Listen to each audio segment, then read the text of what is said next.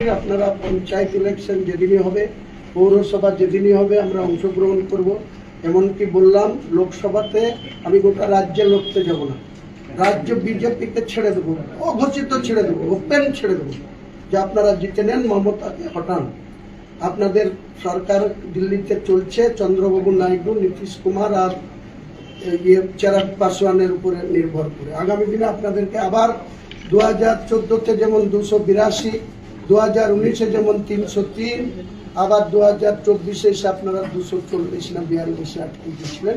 আবার আপনারা একক মেজরিটি পান। এই এনডিএ যারা আইএনডিএ জোট, এই যে বিচারচারিতা রাহুল গান্ধী, এই যে মমতা ব্যানার্জি এখানে কলকে না পেয়ে এখন আবার অখিলেশ জিয়াল দিল্লি থেকে ধাক্কা খেয়ে এখন এরা সব এক জায়গায় হয়েছে।